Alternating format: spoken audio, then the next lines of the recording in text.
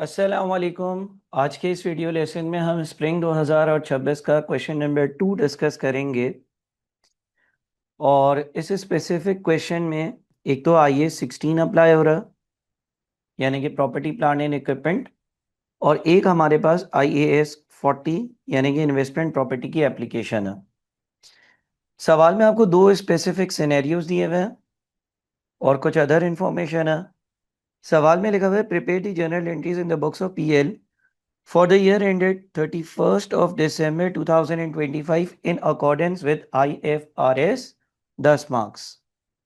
मैं ये समझता हूं कि ये एक आसान सवाल था और आराम से इसमें स्टूडेंट्स 10 में से 10 मार्क्स ले सकते थे। सवाल देखते हैं।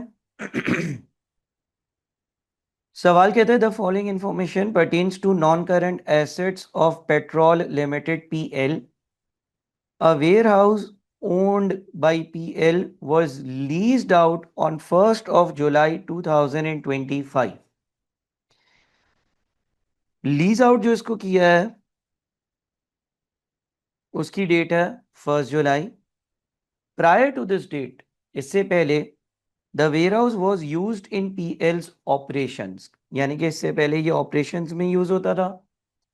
इसका मतलब पहले मोस्ट लाइकली ये PPE या प्रॉपर्टी प्लांट एंड इक्विपमेंट था और फिर 1 जुलाई के बाद ये इन्वेस्टमेंट प्रॉपर्टी बन गया।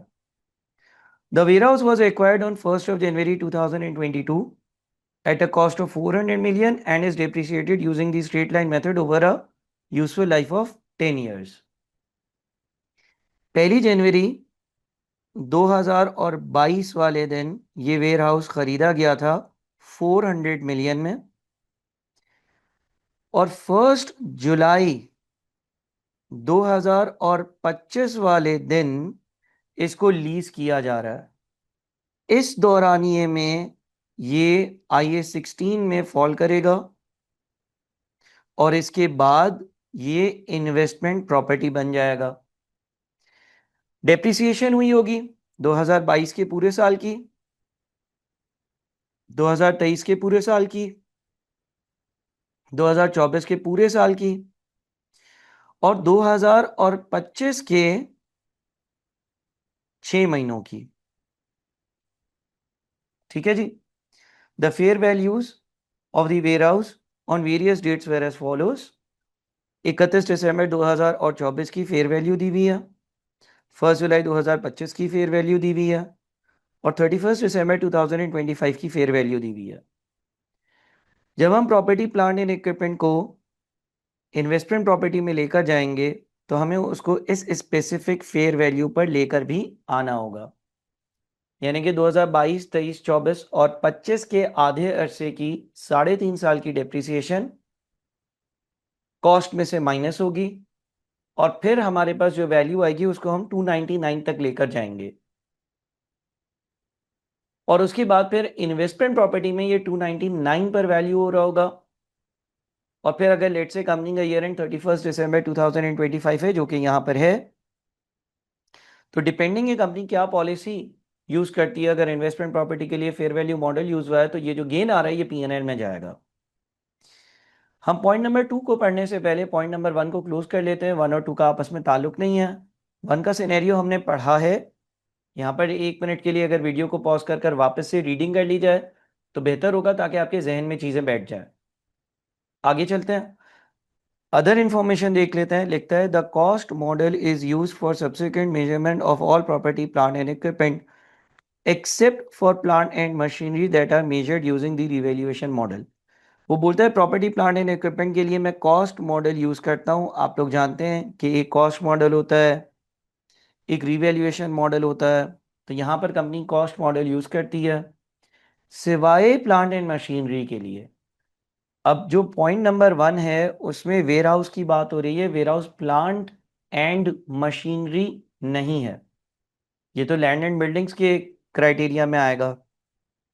तो कॉस्ट मॉडल यूज होगा, डेप्रिसिएशन लगेगी। The maximum possible amount is transferred annually from revaluation surplus to retained earnings. ये चीज आप जानते हैं, बहुत सारे वीडियो लेक्चर्स में आपने प्रैक्टिस करी हुई है कि इंक्रीमेंटल डेप्रिसिएशन का जितना भी अमाउंट है वो हम ट्रांसफर किया करते हैं हर साल। The fair value model is used for subsequent measurement of all investment properties. Investment property को फेयर वैल्यू मॉडल पर मेजर किया जा रहा है, यानी कि उसको उसकी फेयर वैल्यू तक लाया जा रहा होगा। It may be assumed that 40% of the cost of fair value of each showroom is attributable to land. अब शोरूम से रेलेवेंट तो ये हमारा अगला पॉइंट है, पॉइंट नंबर 2। तो हमारे पास ये जो चौथी वाली एडिशनल इंफॉर्मेशन है, इसका पहले वाले पॉइंट से कुछ भी लेना देना नहीं है। इसको पढ़कर अब दोबारा से पॉइंट नंबर 1 पर जाते हैं। क्या हमारे लिए इस वैल्यू की कोई रेलेवेंस है 310 की? नहीं सर, ऐसा नहीं लगता, क्योंकि कंपनी कॉस्ट मॉडल यूज कर रही है। क्या इस वैल्यू की रेलेवेंस है?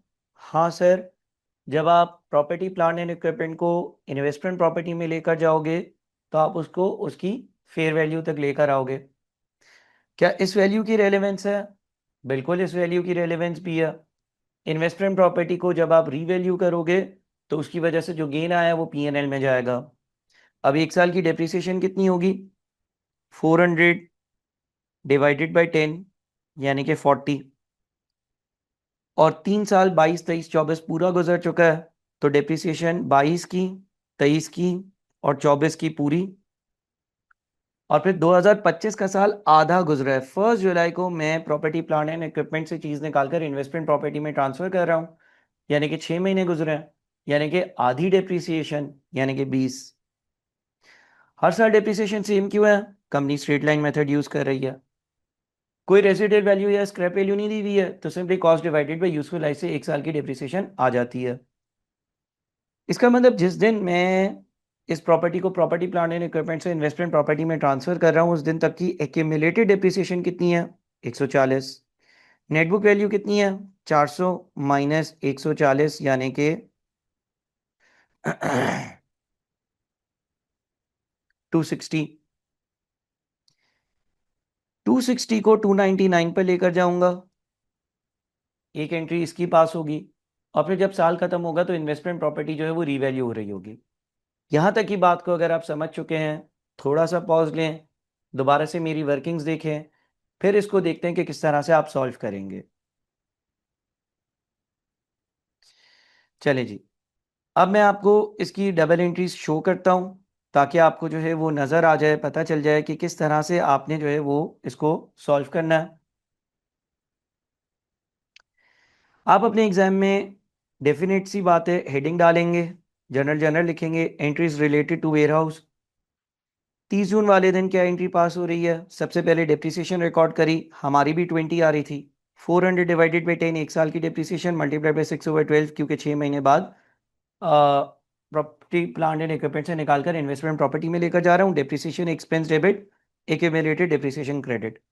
2022, 23 और 24 की डेप्रिसिएशन की एंट्रीज कहाँ है? नहीं पास करनी। क्वेश्चन की रिक्वायरमेंट थी सिर्फ 2025 की डबल एंट्रीज पास कर दो। दूसरी चीज, जिस दिन मैं इस प्रॉपर्टी प्लांट एंड इक्विपमेंट को इन्वेस्टमेंट प्रॉपर्टी में लेकर जा रहा हूं, उस दिन इसकी जितनी भी एक्यूमुलेटेड डेप्रिसिएशन के टी अकाउंट का जो बैलेंस था, क्रेडिट बैलेंस होता है, वो खत्म कर रहा हूं, और प्रॉपर्टी प्लांट एंड इक्विपमेंट की वैल्यू से उसको नेट ऑफ कर रहा हूं, यानी कि एक्यूमुलेटेड डेप्रिसिएशन का अकाउंट क्लोज कर दिया। एक्यूमुलेटेड डेप्रिसिएशन का अकाउंट क्लोज किया। वैल्यू 40, 40, 40 और 20 इसलिए है क्योंकि 2022, 23, 24 की पूरी डेप्रिसिएशन पिछले सालों में रिकॉर्ड हुई होगी। Depreciation expense debit, accumulated depreciation credit, depreciation expense debit, accumulated depreciation credit, depreciation expense debit, accumulated depreciation credit. तो एक्यूमुलेटेड डेप्रिसिएशन का जितना भी क्रेडिट बैलेंस पिछले सालों का था, प्लस इस साल की 20 की डेप्रिसिएशन सारी उधर से हटाई, उसे प्रॉपर्टी प्लांट एंड इक्विपमेंट को नेट ऑफ किया। अच्छा, जब प्रॉपर्टी प्लांट एंड इक्विपमेंट खरीदा होगा तब एक एंट्री ये भी पास हुई होगी, property plant and equipment debit और बैंक अकाउंट क्रेडिट 400 से। 400 में से जब फिर मैंने उसको क्रेडिट किया 140 से, तो उसकी वैल्यू 400 माइनस 140, यानी कि 260 पर आ गई। 260 वाली चीज को मुझे कहाँ लेकर जाना है? एज पर द क्वेश्चन 299 पर लेकर जाना है। तो 260 को अगर 299 पर लेकर जाता हूं तो कितना इंक्रीज है? 39 का। ठीक है जी। 39 से प्रॉपर्टी प्लांट एंड इक्विपमेंट को डेबिट किया, रीवैल्यूएशन सरप्लस को ओसीआई में यानी कि अदर कॉम्प्रिहेंसिव इनकम में क्रेडिट किया। अदर कॉम्प्रिहेंसिव इनकम क्यों यूज किया? हम तो इन्वेस्टमेंट प्रॉपर्टी में फेयर वैल्यू मॉडल यूज कर रहे हैं। याद रहे कि अभी तक ये प्रॉपर्टी IAS 16 में ही है, यानी कि ये वाली एंट्री, ये वाली एंट्री, ये वाली एंट्री हो गई। आपने प्रॉपर्टी प्लांट एंड इक्विपमेंट को उसकी रिवैल्यूएड अमाउंट तक लेकर गए हो। आपने इन्वेस्टमेंट प्रॉपर्टी में, अभी इन्वेस्टमेंट प्रॉपर्टी वाली ट्रीटमेंट शुरू नहीं हुई है, अभी आप पीपी में हो। अब आप इस पीपीई को इन्वेस्टमेंट प्रॉपर्टी में लेकर जा रहे हो। अब आपका पीपीई जो है वो 299 पर वैल्यूड है। कैसे वैल्यूड है भाई? जब हमने खरीदा था तो हमने पीपीई डेबिट किया था, बैंक और कैश क्रेडिट किया होगा आज से 3.5 साल पहले, तो 400 का डेबिट रिकॉर्ड किया था। उसके बाद यहाँ पर 140 का क्रेडिट किया, और उसके बाद यहाँ पर 39 का डेबिट किया, तो नेट आपका 299 डेबिट बैलेंस आ रहा है। ये वाली एंट्री क्या है? ये वाली एंट्री रिप्रेजेंट कर रही है प्रॉपर्टी प्लांट एंड इक्विपमेंट को आप इन्वेस्टमेंट प्रॉपर्टी में लेकर जा रहे हो। प्रॉपर्टी प्लांट एंड इक्विपमेंट को इन्वेस्टमेंट प्रॉपर्टी में लेकर गए, investment property debit, property plant and equipment credit. साल खत्म हुआ, क्या हम डिप्रिसिएशन चार्ज करेंगे? इन्वेस्टमेंट प्रॉपर्टी का कॉस्ट मॉडल अलग है और फेयर वैल्यू मॉडल अलग है। यहाँ पर अदर इंफॉर्मेशन में लिखा हुआ था कि हम इन्वेस्टमेंट प्रॉपर्टी का फेयर वैल्यू मॉडल यूज़ कर रहे हैं। तो अगर हम इन्वेस्टमेंट प्रॉपर्टी का फेयर वैल्यू मॉडल यूज़ कर रहे हैं तो हम अपनी इन्वेस्टमेंट प्रॉपर्टी को फेयर वैल्यू पर लेकर जाएंगे, यानी कि एक और गेन बुक करेंगे या लॉस बुक करेंगे। 299 से इस चीज़ को 250 पे लेकर जाना है, विच मीन्स कि मुझे 49 का नुकसान बुक करना है। तो हमने लिखा loss on remeasurement of investment property profit and loss account 49 और इन्वेस्टमेंट प्रॉपर्टी का अकाउंट क्रेडिट 49। अब यहाँ पर हो सकता है कि कोई बच्चा ये कॉन्सेप्ट लेकर आए कि सर पहले हम इसको रिवर्स नहीं करेंगे। नहीं बेटा, हम अब इन्वेस्टमेंट प्रॉपर्टी में हैं, और इन्वेस्टमेंट प्रॉपर्टी में जब हम इन्वेस्टमेंट प्रॉपर्टी को फेयर वैल्यू मॉडल पर रखते हैं तो उसका गेन या लॉस जो होता है वो प्रॉफिट एंड लॉस अकाउंट में जाता है। और आपने ये चीज़ मेंशन भी करनी है, OCI या PNL। अगर हम IAS 16 में ही होते तो फिर वो वाले कॉन्सेप्ट अप्लाई होते कि कोई रिवैल्यूएशन सरप्लस है तो पहले उसको ख़त्म करो और फिर प्रॉफिट एंड लॉस अकाउंट में लॉस को बुक करो। यहाँ पर ऐसा नहीं होगा, क्योंकि हम अब इन्वेस्टमेंट प्रॉपर्टी में आ गए हैं, और इन्वेस्टमेंट प्रॉपर्टी के स्टैंडर्ड को अप्लाई करते हुए हम फेयर वैल्यू मॉडल को अगर देखें तो उसके जो रिडक्शन है या इंक्रीज है वो directly profit and loss account में जाता है। यहाँ पर वो वाला कॉन्सेप्ट अप्लाई नहीं होता जो प्रॉपर्टी प्लांट एंड इक्विपमेंट में यूज होता था। सो आई होप कि ये पहली चीज आपके लिए क्लियर है। सेकंड पर आते हैं। On 1st April 2025, PL acquired a property comprising of three similar showrooms at a total cost of rupees 2700 million. Each showroom can be leased separately. इसकी बड़ी अहमियत है। ठीक है जी, आप सबसे मैं ये रिक्वेस्ट करूंगा कि आप लोग इन्वेस्टमेंट प्रॉपर्टी का स्टैंडर्ड उठाएं और उसमें कीवर्ड्स को Ctrl+F दबाकर सर्च करें। फॉर एग्जांपल सेपरेटली एक कीवर्ड है, इसको सर्च करें। ये इंपॉर्टेंट है, ये फजूल की बात नहीं है। ये इंपॉर्टेंट है, ये फजूल की बात नहीं है। उसने ये कहा कि मैंने 3 एक जैसे शोरूम खरीदे हैं और हर शोरूम को अलग से लीज पर देना मुमकिन है। आपने 3 शोरूम्स खरीदे, हर शोरूम को अलग अलग अलग लीज पर देना मुमकिन है। इस केस में हम इन्वेस्टमेंट प्रॉपर्टी उन शोरूम्स पर अप्लाई करेंगे जो हम लीज पर दे रहे हैं, और अगर कोई शोरूम अपनी ऑक्यूपेंसी में रखा है तो property plant and equipment apply करेंगे, क्योंकि यहां पर सेपरेशन पॉसिबल है। समटाइम्स ऐसा होता है सेपरेशन पॉसिबल नहीं होती, यानी कि आपने कोई जगह खरीदी और उसको सेपरेटली लीज पर देना पॉसिबल नहीं है। उस केस में ट्रीटमेंट थोड़ी सी अलग होती है। यानी कि उसमें एक गाइडेंस आपको चाहिए होगी कि क्या वो इन्वेस्टमेंट प्रॉपर्टी है या वो प्रॉपर्टी प्लांट एंड इक्विपमेंट है। मैंने एक जगह खरीदी, एक ऑफिस खरीदा, उस ऑफिस में कुछ जगह मैंने किराए पर दी हुई है और कुछ जगह पर मैं अपना बैठकर काम करता हूँ। अब ये भी एक प्रॉपर्टी है, इसका भी एक हिस्सा मैंने रेंटल इनकम के लिए रखा है और एक हिस्सा अपने ऑपरेशंस के लिए रखा है। तो क्या ये इन्वेस्टमेंट प्रॉपर्टी के स्टैंडर्ड में आएगा, क्या ये पीपी में आएगा, या जितना हिस्सा इन्वेस्टमेंट प्रॉपर्टी का है वो इन्वेस्टमेंट प्रॉपर्टी के लिए क्लासीफाई होगा और जितना पीपी का है वो पीपी के लिए क्लासीफाई होगा। इन्वेस्टमेंट प्रॉपर्टी का आईएस ये कहता है कि अगर सेपरेटली आप इनको सेपरेट कर सकते हो, एक स्पेसिफिक बाउंड्री है, तो फिर जितना हिस्सा इन्वेस्टमेंट प्रॉपर्टी का है रेंटल इनकम के लिए वो इन्वेस्टमेंट प्रॉपर्टी के स्टैंडर्ड में ट्रीट होगा और बाकी हिस्सा प्रॉपर्टी प्लांट एंड इक्विपमेंट के हिसाब से ट्रीट होगा। लेकिन व्हाट इफ के लिखा हुआ होता can not be leased separately, तो फिर कुछ और ट्रीटमेंट होती। क्या ट्रीटमेंट होती? क्या हम उसको इन्वेस्टमेंट प्रॉपर्टी ट्रीट नहीं करते? क्या हम उसको पीपीई ट्रीट नहीं करते? क्या हम पूरी चीज को पीपीई ट्रीट करते? क्या हम पूरी चीज को इन्वेस्टमेंट प्रॉपर्टी ट्रीट करते? इसके लिए मैं चाहूंगा, क्या आप आज खुद स्टैंडर्ड खोलो, मैं रेफरेंस नहीं दे रहा, आप खुद आई इन्वेस्टमेंट प्रॉपर्टी का स्टैंडर्ड खोलो और उसमें कंट्रोल+F दबाकर पीडीएफ पर सर्च करो सेपरेटली, तो एक पैराग्राफ आएगा जिसमें इसकी गाइडलाइन होगी। उस गाइडलाइन को 1 से 2 बार जरूर पढ़ना। बहरहाल यहाँ पर सवाल से पहले आप सेपरेटली लीज कर सकते हो, यूजफुल लाइफ 15 साल है। From 1 April PL is using one showroom for its own operations, यानी कि 2700 में से 900, ठीक है। While the other 2 showrooms were immediately leased out, तो इसका मतलब ये हो गया कि 900 मिलियन जो है वो पीपी वाला और 1800 मिलियन जो है वो इन्वेस्टमेंट प्रॉपर्टी वाला, ठीक है जी, क्योंकि सेपरेट सेपरेट कर सकते हैं। On 1 October one of the leased showrooms was taken back by PL and put to own use, यानी कि 1 अप्रैल से लेकर 1 अक्टूबर तक एक चीज पीपीई थी, दो चीजें इन्वेस्टमेंट प्रॉपर्टी थी, और फिर 1 अक्टूबर से लेकर 31 दिसंबर तक दो चीजें पीपीई हो गई और एक चीज इन्वेस्टमेंट प्रॉपर्टी में रह गई। यानी कि यहां पर इधर से इधर ट्रांसफर हो रहा है एक स्पेसिफिक शोरूम का, ठीक है जी। The fair values of each showroom on various dates are as follows, ठीक है। उसके बाद कॉस्ट मॉडल यूज करना है, ये भी हमें पता है, और इन्वेस्टमेंट प्रॉपर्टी के लिए फेयर वैल्यू मॉडल यूज करना है, ये भी हमें पता है। एक और बात, 40% ऑफ द कॉस्ट और fair value of each showroom is attributable to land, land को हम डिप्रिशिएट नहीं करते। तो इसका मतलब ये हो गया कि ये जो 900 है ये पूरा डिप्रिशिएट नहीं होगा। 900 में से 0.4 यानी कि 40% लैंड है विच इज 360, और 900 का 0.6 यानी कि 540 जो है वो आपके पास बिल्डिंग होगी, ठीक है जी। वीडियो को पॉज करें, जो बातें मैंने कही कहीं उसको ग्रिप अप करें और यहाँ तक कि इसकी रीडिंग भी करें, फिर आगे बढ़िएगा। चलें जी, अब आगे बढ़ते हैं।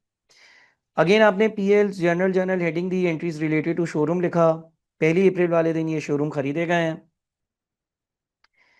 लैंड का और बिल्डिंग का अलग अलग टी अकाउंट अमूमन बनता है, क्योंकि लैंड डेप्रिशिएट नहीं होता, बिल्डिंग को डेप्रिशिएट करते हो, तो लैंड भी डेबिट किया है और बिल्डिंग को भी डेबिट किया है।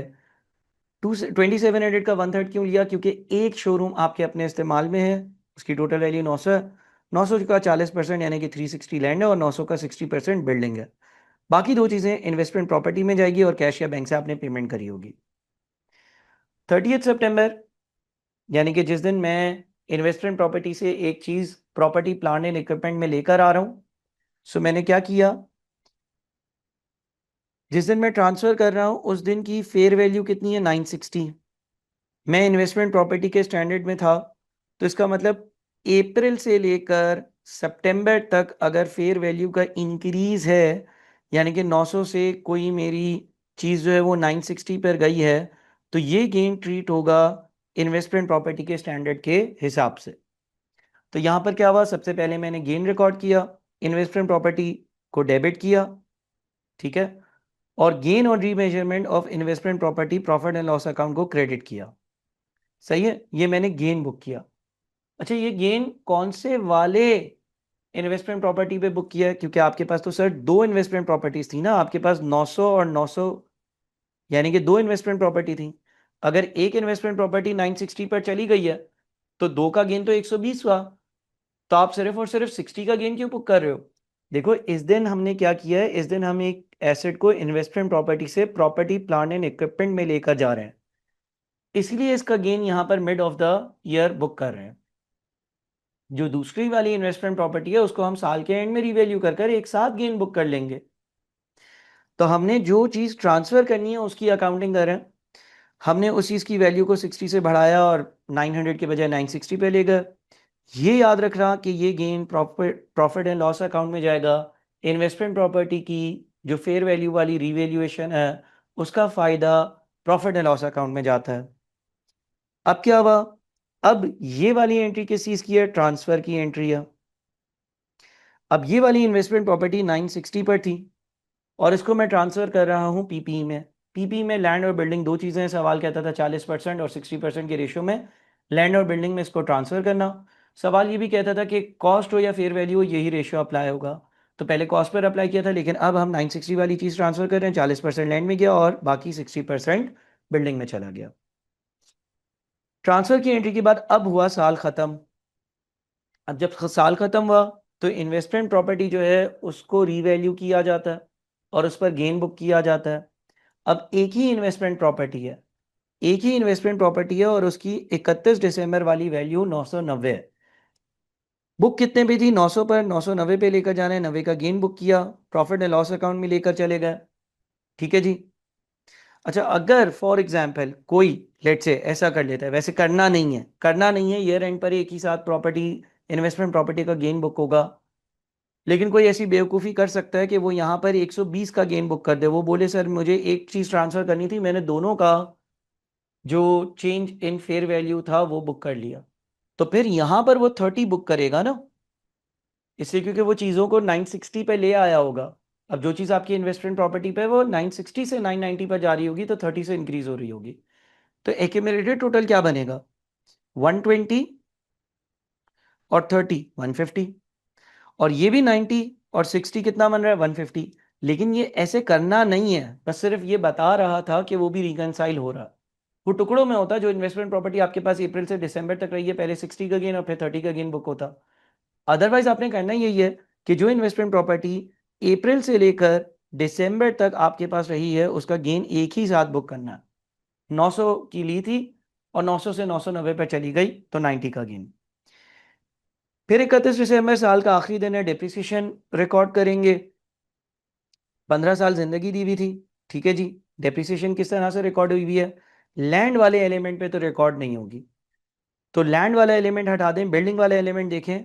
एक ये 540 है और एक ये 576 है। 540 की डेप्रिसिएशन आपने जो बुक करनी है वो अप्रैल टू दिसंबर बुक करनी है, यानी कि 9 मंथ्स।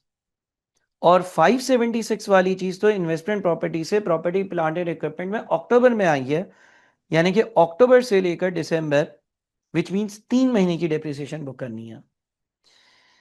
सो पहली जो डेप्रिसिएशन कैलकुलेट हुई है वो इस तरह से हुई है कि 540 टोटल कॉस्ट थी, 15 साल की जिंदगी थी, 15 से डिवाइड किया, 1 साल की डेप्रिसिएशन आई, 9/12 से मल्टीप्लाई किया तो 9 महीने की डेप्रिसिएशन आई।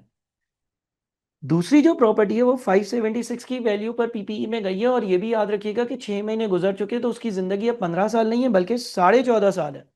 तो 576 को 14.5 से डिवाइड किया और फिर हमने उसको 3/12 से मल्टीप्लाई करके डिप्रिसिएशन को कैलकुलेट कर लिया। सो मैं समझता हूं कि काफी आसान स्ट्रेट फॉरवर्ड सवाल था और आसानी से आप इसमें अपने 10 मार्क्स स्कोर कर सकते थे। सो जिन्होंने पेपर दिया होगा उन्होंने इंशाल्लाह किए भी होंगे। इस सवाल को अच्छे से प्रैक्टिस करिएगा। Thank you so much. Allah Hafiz.